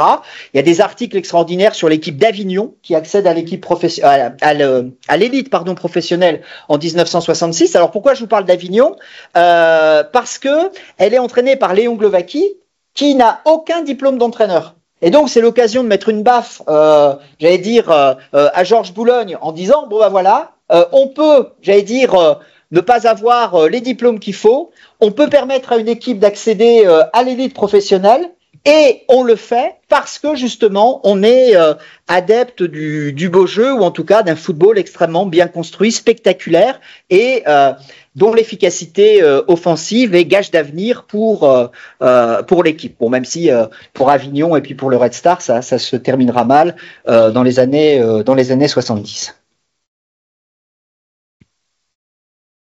Conclusion. Alors, conclusion, une autre écriture. Ah oui, c'est moi qui fais tout là. D'accord. Non, une autre écriture du sport. Alors, il y avait, ça j'y viendrai après. La question, elle est bien évidemment, et c'est celle que Jean a évoquée dans son propos liminaire, c'est celle d'une écriture communiste du football. Alors, avant de donner 2-3 éléments de réflexion là-dessus, à partir de Miroir du football, il faut revenir sur un point qui est commun là pour le coup, et vous avez quelques, si vous les voyez, et si vous pouvez, oui, vous les voyez sur les écrans, c'est ce qu'on a appelé des écritures plurielles de la presse magazine. C'est-à-dire que même si Miroir du football ont l'impression, Miroir du cyclisme ont l'impression que c'est sorte de nostalgie d'un passé, j'allais dire, glorieux, même si il y a cette sorte de projection en avant pour Miroir du football, et puis sorte de football tel qu'on aimerait qu'il devienne. Il y a quand même un principe de réalité qui font que ces deux titres, eh bien, adoptent les codes de la presse magazine de l'époque. Et ça, alors là, merci une fois encore à Agnès et puis à son équipe pour nous avoir donné une qualité de numérisation qui nous permet de lire tout ce qui est écrit en petit, mais on n'a pas simplement, j'allais dire, un corpus qui est fait d'articles.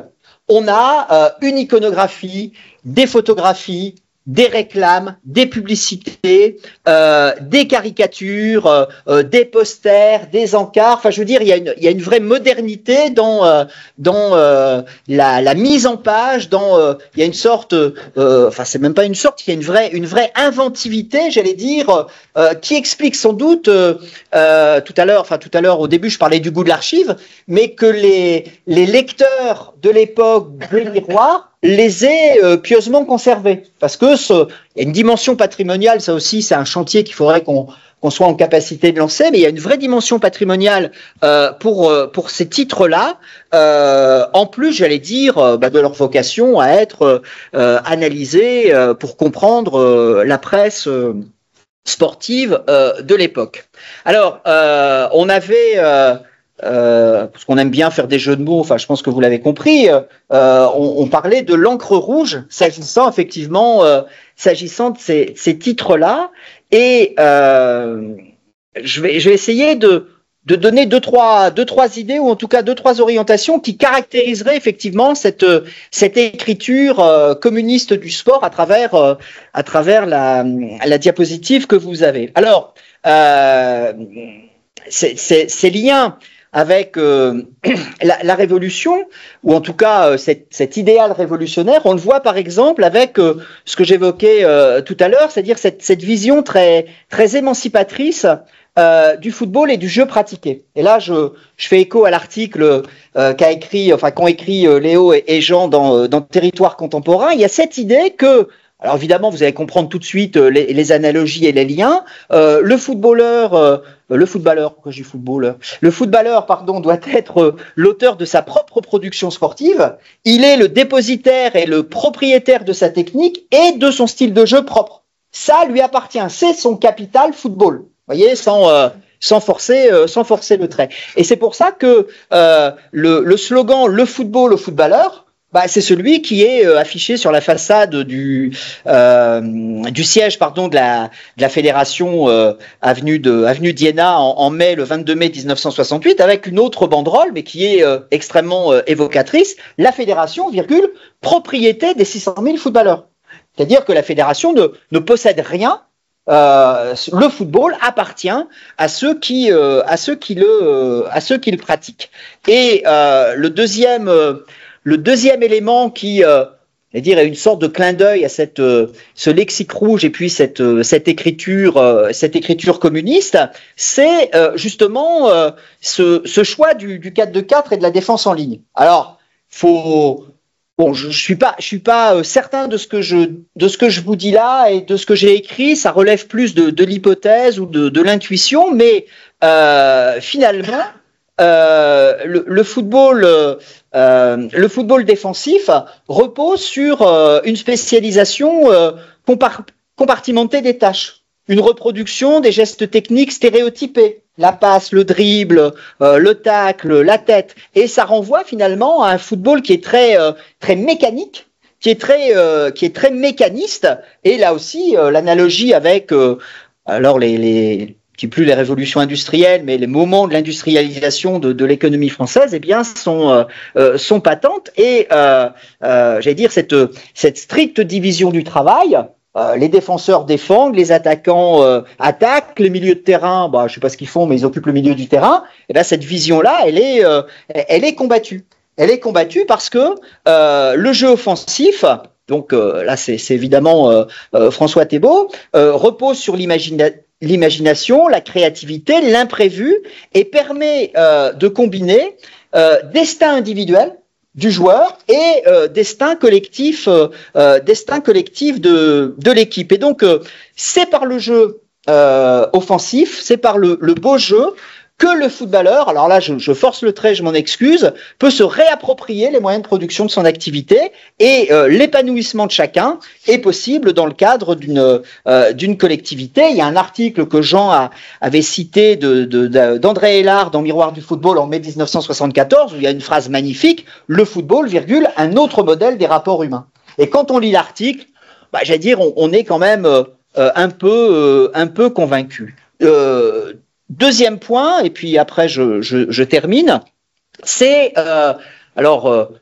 footballeurs de tous les pays, unissez-vous, c'est effectivement ce plaidoyer en faveur de l'international du ballon rond. Et ça, c'est très net.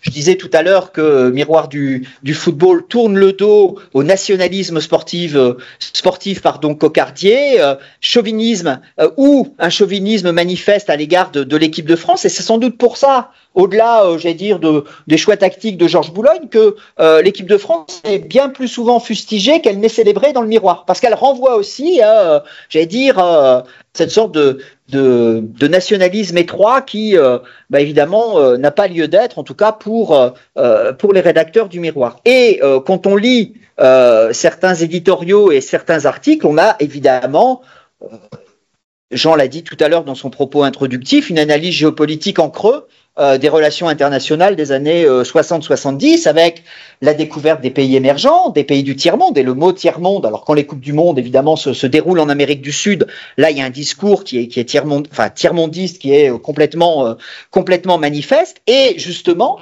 ce que dit le Miroir, c'est que l'Europe du football est morte, en tout cas, c'est la vieille Europe, il y a toujours cette thématique-là, et l'autre football, ben c'est aussi cet autre monde qu'est le tiers-monde, avec des pays comme le Brésil, l'Argentine, le Pérou, le Chili, et donc voilà, il y a cette sorte d'une lecture d'un vieux continent sclérosé, alors qui a vu naître pourtant le football.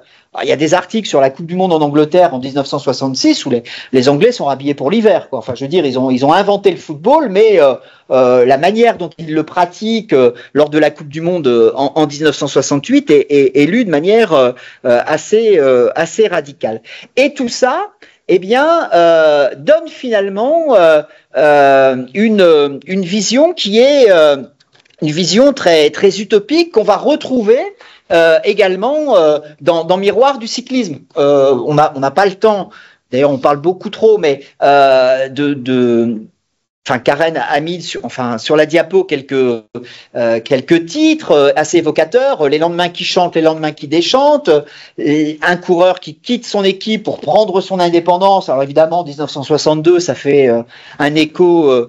Pas la peine de vous dire quoi, de vous rappeler quoi, ce dont il s'agit. La Révolution de novembre, il fallait quand même le trouver. Enfin, il y a une inventivité dans les titres qui effectivement renvoie à cette lecture utopique. Alors pour le football, c'est des lendemains qui chantent, mais qui ne viendront pas ou peu. Et justement, c'est ce qui fait la différence entre les deux titres. C'est pour ça que dire c'est peut-être un idéal. Il y a cette dimension d'idéal révolutionnaire du football rattrapé par le principe de réalité, parce que quand on regarde la manière dont évolue le football professionnel dans les années 60-70, j'allais dire, les éditoriaux de François Thébault et consorts sont des vœux pieux, mais il n'empêche que le caractère itératif du discours, séduit sans doute les lecteurs, et puis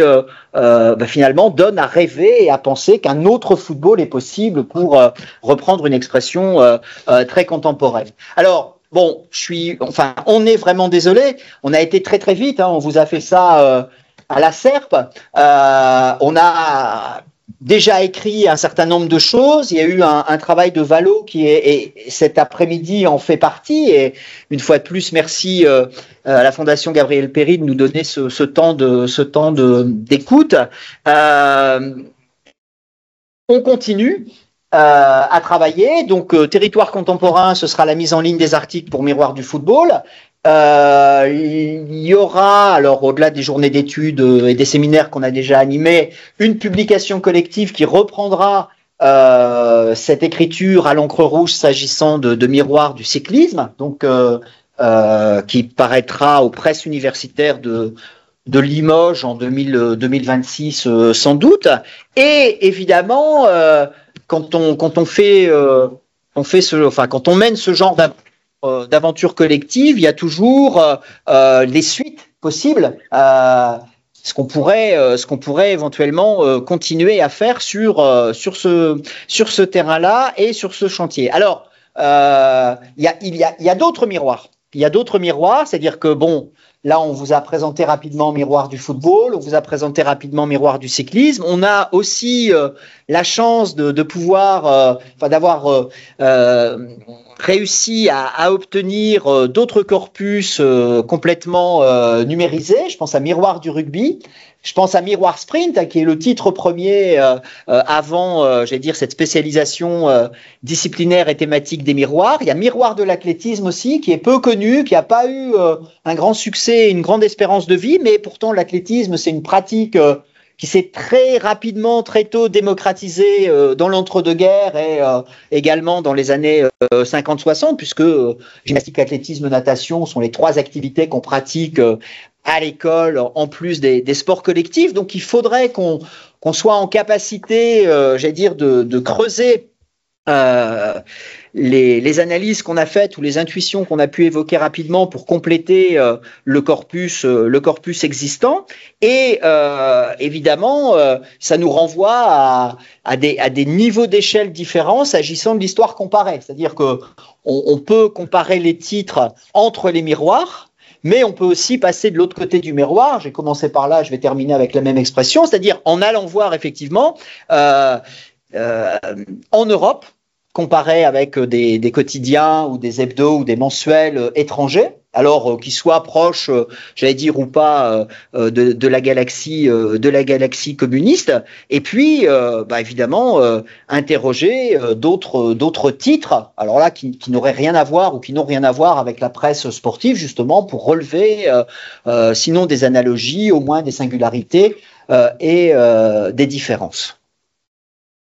Merci voilà, beaucoup. Merci beaucoup. Merci à vous trois pour la présentation. Donc, on va lancer la discussion, mais avant de lancer la discussion et que chacun puisse intervenir dans le cadre du séminaire, deux, trois peut-être remarques au tout début pour lancer cette discussion. D'abord, moi, je suis très content que vous ayez pu avoir en primeur dans le cadre du séminaire la présentation de Pandore et comment, en fin de compte, c'est en ligne et comment Miroir du cyclisme et puis Miroir du football seront mis en ligne. Et puis, dans l'avenir, et comme ça vient d'être dit, pour la suite, Miroir de l'athlétisme, Miroir du rugby, Miroir du sprint et toutes les autres revues. Donc, ça va compléter largement les... Tiens. Oui, mais... Bon, ça va compléter, pardon, les collections. D'autre part, au-delà de cet aspect sur les enjeux de mise en ligne de ressources en accès gratuit pour tout le monde et sujet de master possible, sujet de thèse possible, corpus de thèse possible, etc. Il n'y a pas de souci, c'est fondamental. Mais maintenant, ce qui est intéressant, c'est de penser aussi, en fin de compte, la place de cette presse dans le monde communiste. Et souvent, la lecture qu'on a de la presse communiste, c'est en gros de présenter des intellectuels organiques qui sont là pour défendre la lutte dans le cadre de la guerre froide et qui sont des gentils petits soldats de la logique traditionnelle du parti suivant le comité central, etc. Ça ne veut pas dire que de temps à autre, ces magazines ne se font pas penser ou reprendre en main. On a quelques notes du bureau politique où il y a des questions sur Miroir du football, entre autres. On a pu le montrer. Mais comme on le disait il y a quelques années avec Serge, je me souviens de cette expression, il y a à la fois, comme en patinage artistique, des figures imposées et puis des figures libres. Et là, on est plutôt du côté des figures libres, me semble-t-il. Et c'est très intéressant parce que ça nous renvoie à la dimension populaire de ces sports et à la dimension, en fin de compte, de recherche d'un sport amateur, d'un sport effectivement de pratique et de pratiquants, et pas simplement, je dirais, les logiques mercantiles qui sont largement dénoncées. Dès lors, ça permet de travailler sur le beau jeu, on l'a vu avec le football, ou les épopées du Tour de France aussi. C'est la caravane du Tour, certes, participe aussi de cela, mais au-delà de la caravane, c'est la découverte non seulement des paysages, et ça existe encore aujourd'hui dans le Tour de France, donc tout le monde peut découvrir le pays, peut découvrir ses paysages, mais surtout des épopées, des équipes, des coureurs qui sortent véritablement là, comme ça a été présenté, de Bretagne et qui réussissent alors qu'il n'y a quasiment pas de montagne, mais ils arrivent à réussir et ils s'en sortent, etc. Enfin, tous ces enjeux du beau et puis de cette mise en scène populaire. Et ça débouche de fait sur des alternatives. Et c'est ça qui est intéressant. Parce que l'idée d'alternative, on l'a vu avec bien sûr tout le clin d'œil sur on fait sa révolution de novembre, on prend son indépendance, enfin toutes ces choses-là. Mais il y a aussi, par exemple, parfois des clins d'œil appuyés même, comme tu l'as dit, au pays de l'Est, un peu moins, me semble-t-il, que l'émergence du tiers-monde et des nouveaux pays, Algérie entre autres, et Cuba.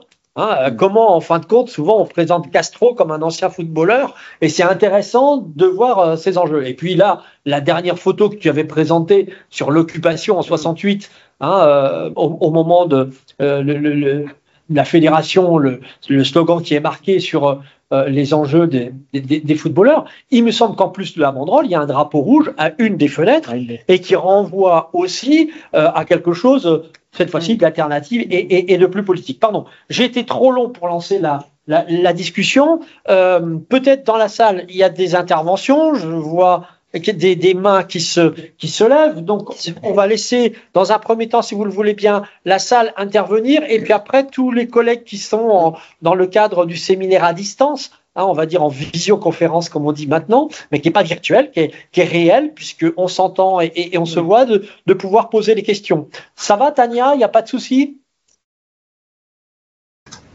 Ça va, c'est juste que, comme on voit tous les autres intervenants, la vidéo elle est toute petite. La vidéo est toute petite. D'accord. On va essayer de remettre ce qu'il faut. J'ai pas fait attention sur l'ordinateur, j'ai pas suivi l'ordinateur. Merci. Juste si on pouvait épingler en fait la vue de celui qui parle, donc d'Arnaud en fait. Oui, d'accord. Voilà. Merci beaucoup. Pas de souci. Alors, question. Alors André Goulot, tu te présentes, hein? Voilà. Vas-y. Parce que comme ça, les collègues seront de l'extérieur. Oui, André Gounod, Université de Strasbourg, spécialiste de l'histoire des mouvements sportifs en Europe. Et bon, je me suis beaucoup intéressé effectivement à la politique sportive communiste. Et j'aurais une question à Olivier. C'est très curieux de savoir comment le Miroir du football a présenté les succès rares d'équipes du bloc soviétique, comme notamment en 1974, la 3e place de la Pologne et la victoire de l'Allemagne de l'Est sur les capitalistes de l'Ouest. Est-ce qu'on sent plus de sympathie, voire un peu de propagande dans la manière de présenter ces choses? C'est pas du tout explicite. C'est pas du tout explicite. C'est-à-dire que, c'est ce que je disais à un moment donné. Je crois que j'ai dit l'idéologie est en creux, tu vois. Oui. Mais en fait, c'est pas. Plus je réfléchis et plus je lis Miroir du football, je pense que les aspects de propagande n'ont pas lieu d'être. C'est pas l'ADN, c'est pas l'ADN du titre. Tu vois, c'est le football aux footballeurs, le vrai football, le beau jeu, etc., etc. Si il y a une sorte de vernis avec le vocabulaire qui est celui de l'écriture communiste, oui, parce que voilà. Jean a relevé tous les clins d'œil, et puis il y en a des tas, mais il n'y a pas en tout cas pour 74, il n'y a pas une apologie entre guillemets explicite des modèles d'entraînement, des modèles d'organisation qui sont ceux des équipes du bloc de l'Est et des pays satellites. Ça se lit pas comme ça. Ça se lit pas comme ça. Si je peux. Oui, vas-y, je t'en prie. Question complémentaire. Est-ce que cette revue présente de temps à autre justement les mécanismes footballistiques dans ce bloc de l'Est, l'amateurisme très pseudo, mais aussi le fait que des équipes entières sont mutées en Allemagne de l'Est, sur intervention gouvernementale. Oui, mais c'est j'allais dire, c'est un type d'organisation, c'est un type de fonctionnement, donc qui est décrit, mais qui est pas mis en exergue comme étant un modèle reproductible justement de l'autre côté du mur, tu vois. C'est moi je trouve c'est assez la manière dont c'est écrit, elle est assez fine. Elle est assez fine. Comment? Frédéric Geneville se pose la question des tirages. Frédéric, donc pose la question des tirages concernant miroir du cyclisme, miroir du football, etc. C'est Benoît Carité qui sait. On va te répondre d'ici quelques temps. Chacun reprend ses notes. La question de Gérard. Je peux vous la lire? Oui. Une question, c'est plutôt une remarque. Une remarque, oui, très bien. La direction de Miroir Sprint, on trouvait Maurice Vidal, dont j'ai rédigé la notice biographique pour le moment. Oui. Et à celle de Miroir du rugby, Robert Darudy. Ces deux revues plus polémistes dans la mouvance du Parti communiste français. MR, oui, miroir du rugby, j'imagine, défend et prend celui des champs et des villes moyennes pour simplifier, mais aussi le rugby de l'étranger et pas seulement en Europe. Et donc voilà. Et la deuxième remarque, toujours de Gérard Lédet, de février 61 à décembre 76, les éditions Miroir Sprint ont édité 180 numéros de Miroir du rugby, notés MR par la suite, publication mensuelle, sauf en général en juillet et août, mais avec parfois 2 numéros dans le même mois, selon l'activité rugbystique du moment. Donc ce sont des compléments.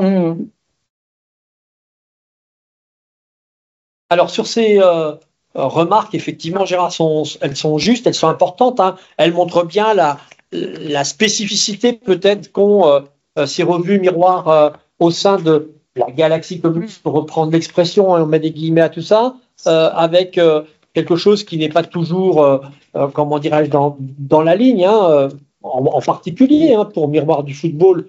C'est le cas clairement, ça apparaît clairement sur ce registre-là, mais participe quand même, nous semble-t-il, de cette culture populaire et de cette volonté d'avoir un relais dans la population. Alors je recherche pour je suis en train de chercher pour la question de Frédéric les tirages, mais peut-être que Léo a en mémoire. Je vais rouvrir simplement l'article puisque je ne l'avais pas mis en tant que tel sur l'ordinateur, mais peut-être que Léo peut le faire dans le chat s'il s'en souvient, ce qu'on avait pour J'ai retrouvé Jean dans l'article de Benoît des tirages de Miroir du cyclisme. D'accord. Il démarre à 90 000 au début des années 60. Le maximum est atteint à la fin de la décennie avec 175 000 exemplaires et de nouveau déclin jusqu'au tout début des années 90 où vraiment les choses s'étiolent au-delà de 50 ans. À partir de la fin des années 80, début des années 90. Et puis fin de la parution, fin du titre en 94. Voilà. Alors, on a une question également de Rachel Mazui. Oui, Rachel, pardon, merci pour ta question. Est-ce que cette absence d'apologie des équipes des démocraties populaires ne serait pas liée à l'apologie du beau jeu? Est-ce que ces équipes ne participent pas le béton vilipendé par Miroir du football? Vas-y. Non, mais oui, c'est pour compléter ce que je disais à André, c'est la grille de lecture des rencontres, au-delà du camp politique auquel appartiennent les équipes, c'est le beau jeu. Donc à partir du moment où une équipe pratique un football aseptisé, défensif, efficace, parce qu'il y a aussi, en tout cas pour les équipes des pays de l'Est à l'époque, cette idée d'un football pragmatique, automatiquement, enfin comme vous l'écrivez très justement, elles sont pas célébrées, ou en tout cas la manière dont elles jouent et les résultats qu'elles obtiennent sont pas du tout célébrés par les articles ou dans les articles du Miroir. C'est vrai. Vous avez eu les réponses, tu as entendu Frédéric, entre 90 000 pour le début et 175 000 au plus fort. Les années 60. Voilà, concernant Miroir du cyclisme. Voilà la réponse pratique à ta question. S'il y a d'autres questions dans le chat, n'hésitez pas à les mettre. Et puis s'il y a d'autres remarques ou suggestions. Je vois une autre question. Oui.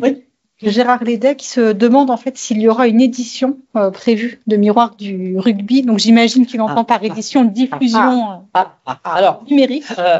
Alors, la réponse à Gérard, je laisse quand même la primeur à Karen et à Olivier pour expliquer Miroir du rugby, parce que c'est quelque chose de récent qu'on vient d'avoir. Je vous laisse la primeur, l'expliciter. Et c'est vrai qu'on aimerait, en tout cas, il est clair que dans la logique de mise en ligne de corpus, d'élargir le corpus et de proposer dans le cadre de la labellisation Colex Percé, parce que vous avez pu voir là ces jours-ci que la bibliothèque Lumatech du campus Condorcet a annoncé l'arrivée de la bibliothèque marxiste de Paris dans ses murs et la valorisation. c'est des choses que on a déjà travaillé depuis longtemps ici avec la Fondation Gabriel Péri dans le cadre de la MSH. Eh bien, en complémentarité, l'idée, c'est qu'on travaille ensemble et qu'on mette en ligne un maximum de choses. Et ce sera pareil avec la BNF,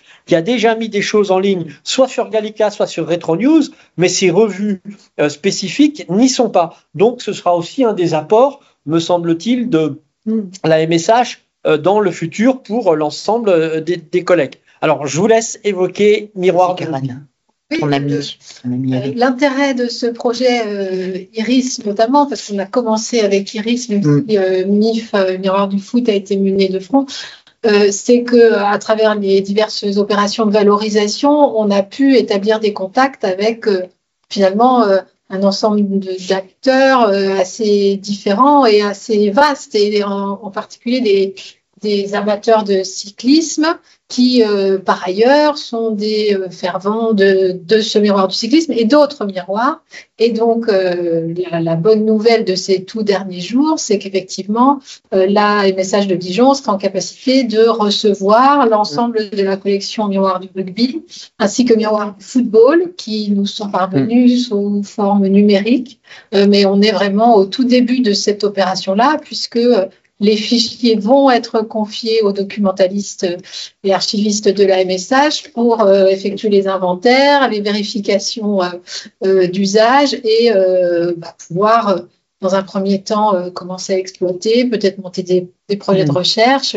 In fine, bien sûr, l'idée est d'être accessible à tous, comme je disais, et l'a répété Agnès à juste titre, entièrement gratuitement et facilement, l'ensemble des miroirs, puisque on espère pouvoir compléter notre collection de miroirs, et c'est presque acquis. Et ce qui va être nécessaire maintenant, c'est un travail de documentation et un travail technique pour arriver, si possible, parvenir, si possible, au même résultat avec les autres miroirs que le beau résultat qui vous a été présenté lié à Miroir du cyclisme. Voilà la réponse en direct, et c'est tout chaud. Oui, c'est vraiment tout chaud. On n'a pas pu s'empêcher d'en parler, mais c'est tout chaud. Donc, une autre question, je te coupe, pardon. Vas-y. Tu es dans la suite de la remarque de Gérard Lédet, donc toujours par rapport au miroir du football. Oui. Donc, il précise l'opposition notamment entre football offensif et football réaliste incarné par les journalistes de l'équipe. Et avec le recul historique, n'est-ce pas cette dernière qui a gagné, hélas, les combats éditoriaux de l'époque? C'est ce qu'on disait. J'ai pas suffisamment précisé. Le football offensif. Alors, je vais essayer d'être clair parce que je commence à fatiguer. Il y a quand même dans les années 70, ce que vous connaissez, qui est le football total. C'est-à-dire l'Ajax d'Amsterdam, évidemment, qui est l'équipe emblématique qui pratique ce jeu-là. C'est-à-dire, pour résumer, pour les non-spécialistes, tout le monde attaque, tout le monde défend, voilà. Et ce football total, il est annoncé. Alors, j'ai pas eu le temps de le préciser, mais il est annoncé dans certains articles de Miroir du football, dans certains éditoriaux, et l'expression football total, elle est même présente avant que d'être incarnée et mise en scène par l'Ajax d'Amsterdam. Bon, sauf que quand on regarde l'organisation du football professionnel et puis du football international dans les années 70, alors peut-être moins dans les années 60, il y a des équipes qui pratiquent le beau jeu. J'ai parlé de l'Ajax pour le football total, on pourrait parler du jeu à la nantaise, on pourrait parler du football champagne de Reims, etc., etc. Mais ce qui domine, et je suis d'accord avec la question de la personne qui l'a posée, c'est un football efficace. C'est un football pragmatique parce que il s'est financiarisé. Il y a des enjeux économiques qui font que les entraîneurs, les joueurs, les clubs ont une obligation de résultat, et donc c'est le contre-exemple, c'est le Red Star qui effectivement pratique un jeu offensif mais pas du tout efficace, c'est-à-dire il encaisse autant de buts, davantage de buts qu'il ne marque, et donc ces clubs et ces équipes nationales équipes de championnat qui pratiquent un football offensif sont rares. Sont rares parce que le football doit être pragmatique. Et pour être pragmatique, il faut marquer un but de plus que l'adversaire. Pour l'emporter, le football, c'est ça. Il faut marquer un but de plus que l'adversaire. Et donc, un football débridé, c'est pas un football efficace. Donc, automatiquement, il sera relégué. Et là, pour le coup, renvoyant à une certaine forme de nostalgie. Il y a Serge qui prend la parole. Ouais. Serge, vas-y. Je voulais poser une question qui a lieu à... Tu viens à ma place. Pourquoi Est-ce que tu vas passer Je voulais poser une question qui a trait au problème à la fois des publics, des lecteurs, notamment du miroir du cyclisme, mais aussi du football, et de l'écriture. De l'écriture par les journalistes qui écrivent, en même temps, ils écrivent dans le quotidien communiste, l'Humanité. Ils écrivent sur l'actualité. Et une des pistes qui serait intéressante de recherche, mais il y a des conditions, c'est de savoir s'ils écrivent de la même manière dans le journal L'Humanité pour un public beaucoup plus différencié, beaucoup plus large, ou différent en tout cas, par rapport à un public cible où, moi, vu mon grand âge, j'ai souvenir que c'était pas exactement la même écriture. Pour pouvoir travailler là-dessus, il nous manque quelque chose. Ça va faire plaisir à Agnès, parce qu'elle sait que j'amène toujours des projets de corpus nouveaux, mais je pense qu'on est sur une piste, parce que la Bibliothèque nationale de France n'a pas numérisé les quotidiens comme le quotidien L'Humanité, en dehors de la règle des 70 ans. C'est-à-dire que pour les années 60, 70, 80 ou 90, on n'a pas l'Humanité. Or, là, il semble, en discutant avec le directeur de la Fondation Gabriel Péri, Guillaume Cachy, qui est allé à l'UMA voir ce qu'il en était, il a vu qu'il y avait des microfilms qui étaient disponibles en bon état, non utilisés, et qui pourraient nous permettre au moins de faire un travail, on le sait, avec des qualités qui sont des qualités moyennes, mais maintenant on y arrive assez bien à faire une numérisation à partir de ces microfilms. Et là, ça permettrait de faire un travail comparatif plus ou moins systématique, mais soit sur des événements, soit sur des matchs, soit sur et les mêmes, je ne sais pas moi, Maurice Vidal ou Thébault, etc.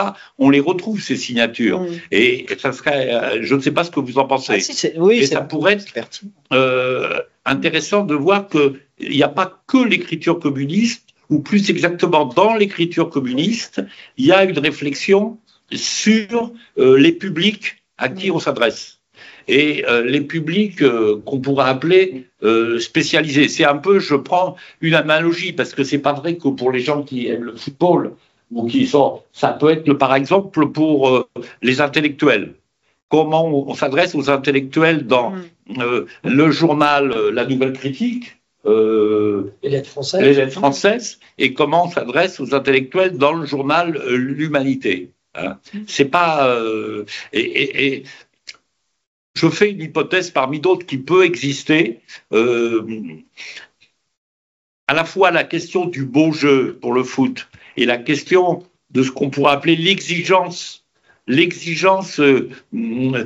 éthique, morale pour le cyclisme, parce que c'est comme ça que moi j'appellerais pour une part une partie de la nostalgie, c'est-à-dire l'engagement physique, le courage, l'esprit collectif, etc. Je fais une hypothèse que c'est à l'intérieur même du mouvement communiste dans ces années 60-80, c'est plus ou moins un indicateur de sensibilité à l'égard de certaines évolutions en cours, quoi. Dans le parti, dans la vie politique française, etc., y compris d'après 68. Et donc, voilà. Donc, mais c'est des hypothèses, je ne sais pas. Et ça pourrait être aussi vérifié, voir si dans le journal... si j'ai bonne mémoire, dans le travail que je dois faire dans le cadre du projet collectif sur les éditoriaux, hein, j'ai envie, moi je voudrais bien comparer un certain nombre d'éditoriaux de Miroir du cyclisme avec les grands éditoriaux pour des mêmes dans l'UMAR, quoi. Voilà. Vous me dites hein, si ça vous semble une idée pertinente ou pas, ou si c'est une fausse piste, hein, mais c'est voilà quelques idées en passant. En passant. On n'a pas eu l'occasion d'en parler, Serge, mais tu vois, il y a je pense qu'il faudrait mettre en relation les recompositions de la figure de l'ouvrier et de la manière dont il est représenté, tu vois. Parce qu'il y a des choses sur le bleu de travail qui est évoqué. Enfin, je me permets de compléter, mais ce que tu as dit, Olivier, à propos des figures qui sont choisies parmi d'autres, ce sont ces attaquants, parce qu'évidemment, c'est ce beau jeu très offensif qui est promu, mais aussi la figure du milieu de terrain qui se soumet aux tâches les plus rebutantes, au service de la vedette qui va briller. Et c'est celui-là sur lequel on attire aussi beaucoup l'attention en disant de lui qu'il est le manœuvre, qu'il a enfilé son bout de travail et qui est allé, quoi. Donc là, je pense qu'on a aussi... Je pense qu'il y a un thème commun qu'on retrouve partout et toute la période, c'est tout ce qui est la pénétration de l'argent, la professionnalisation et la fin des équipes nationales ou régionales. Tout ça, c'est quelque chose qui est ce qu'on pourrait appeler le fond commun. Un fond commun, me semble-t-il. Mais à partir de là, il y a des variations, me semble. Peut-être.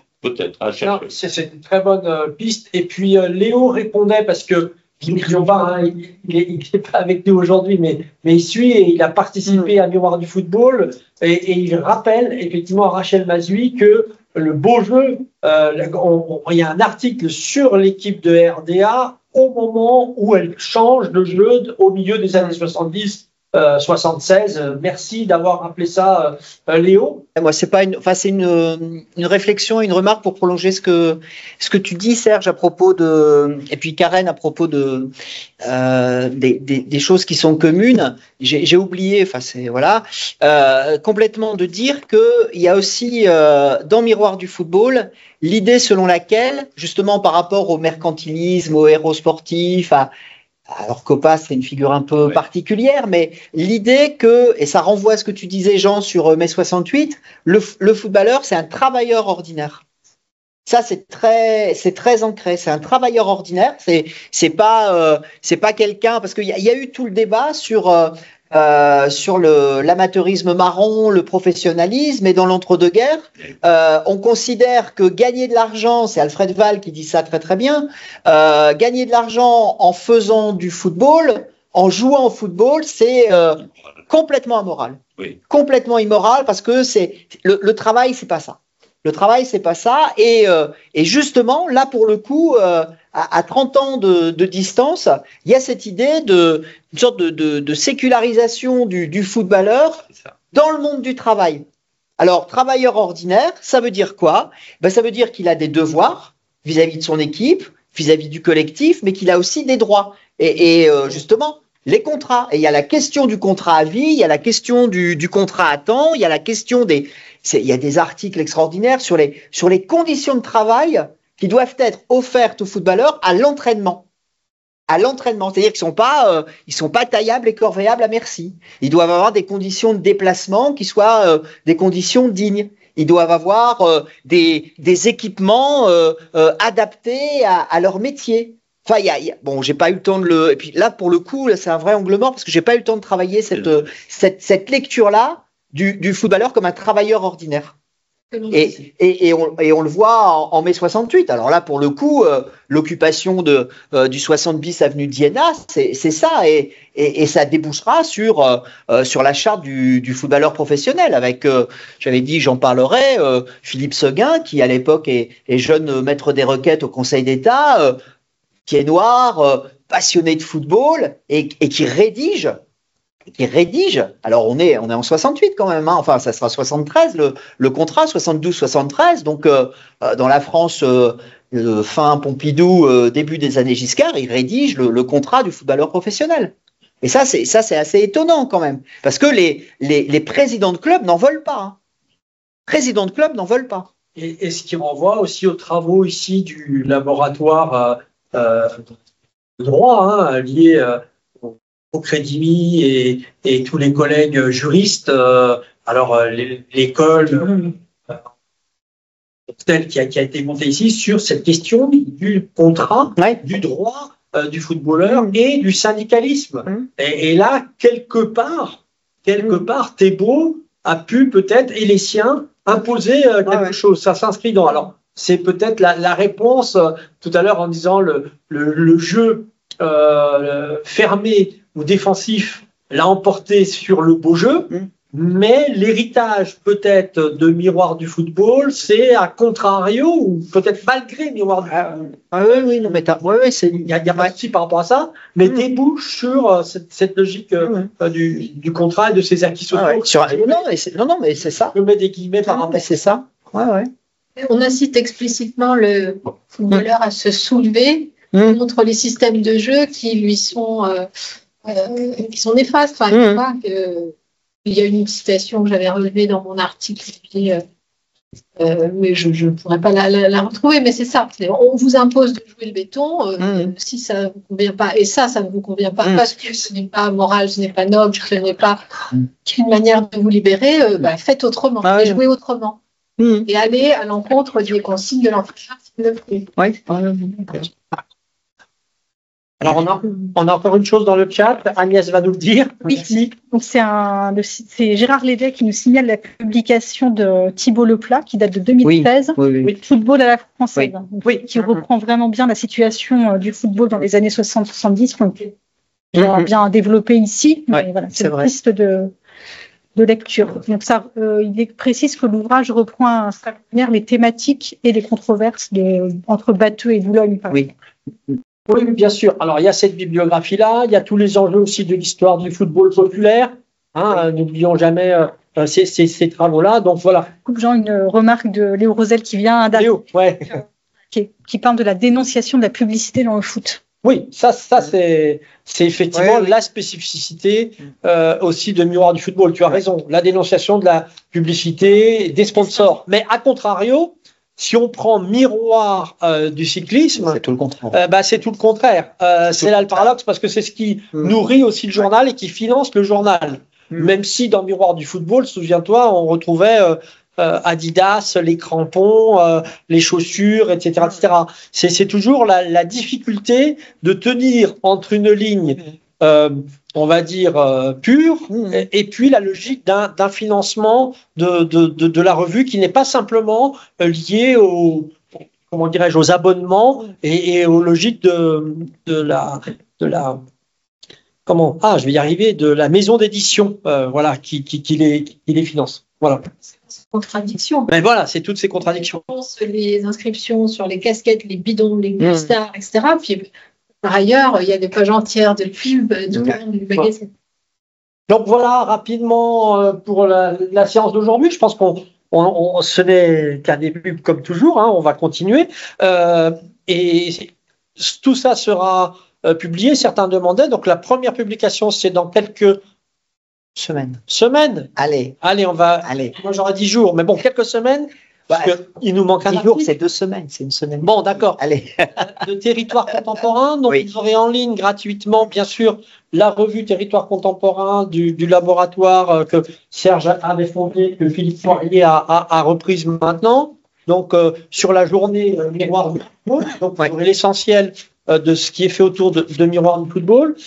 Deuxième édition, ce sera effectivement autour de Miroir du cyclisme, ça a été annoncé. D'autres éditions à venir sous forme d'articles, ça continue, donc il n'y a pas de problème. On peut imaginer aussi, comme on l'a fait pour d'autres expositions numériques, et je dis jamais virtuelles parce qu'elles sont réelles.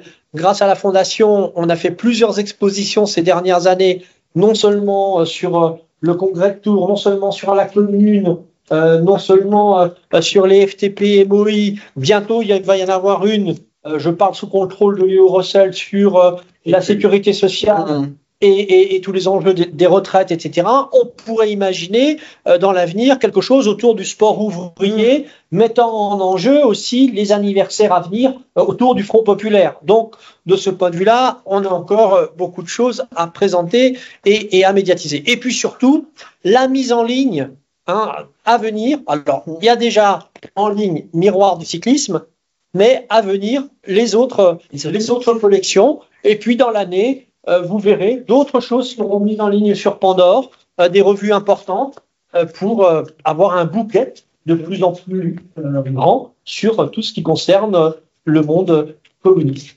Voilà, s'il n'y a pas d'autres remarques, on va clore. Et simplement, la dernière chose qu'on voulait annoncer, vendredi prochain, la séance du séminaire, refonder la République, qui a lieu avec la Fondation Gabriel Péry, avec la Société française d'histoire politique et l'Institut d'histoire sociale CGT, aura lieu à l'Assemblée nationale. Merci à vous, à la prochaine.